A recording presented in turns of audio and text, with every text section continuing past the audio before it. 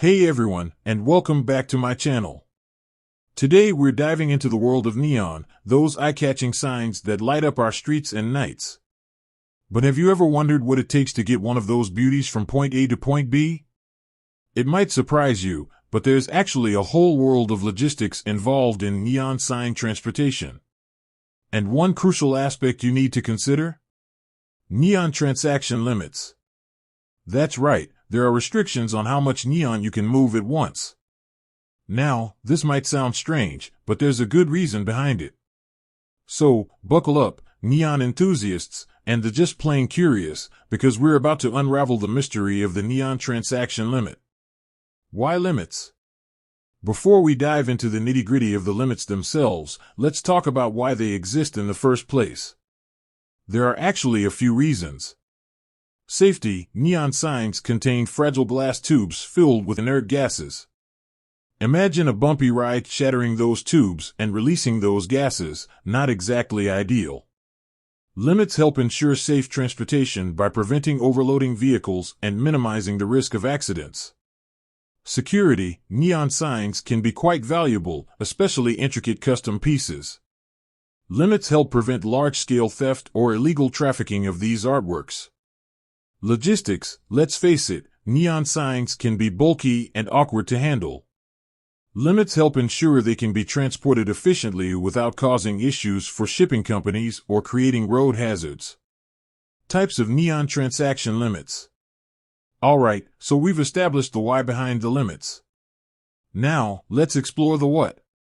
There are actually two main types of neon transaction limits to consider. Size and weight limits. This one's pretty straightforward. Imagine you have a massive neon sign that stretches across an entire building facade. There will likely be restrictions on how large and heavy that sign can be for transport. These limits are typically set by shipping companies and may vary depending on the mode of transport: air, sea, land. Value limits. This limit focuses on the monetary value of the neon sign. Think of it like a security measure. If your neon sign is a priceless antique, there might be a limit on its declared value for shipping purposes. This can affect insurance costs and the specific protocols followed during transport. Finding out the limits. So, how do you actually find out what the neon transaction limits are for your specific situation? Here are a few tips.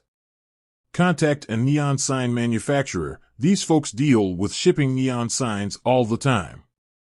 They'll have a good understanding of the relevant limits and can advise you accordingly. Research shipping companies. Different shipping companies may have different limits. Check their websites or contact their customer service for specific information. Consult industry regulations. There might be industry-specific regulations regarding neon sign transportation in your region. These can often be found on government websites. Important considerations.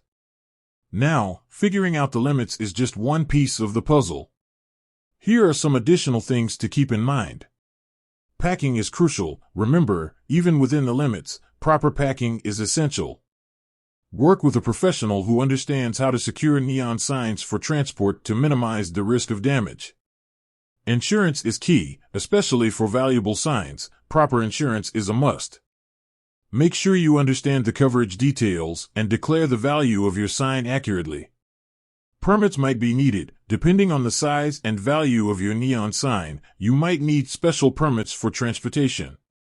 Check with your local authorities to be sure. There you have it, folks. The not-so-secret world of neon transaction limits.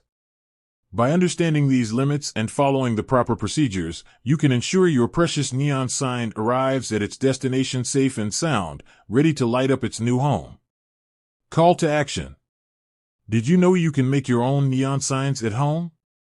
It's a surprisingly accessible craft. If you're interested in learning more, leave a comment below and I might just do a video on DIY neon signs in the future.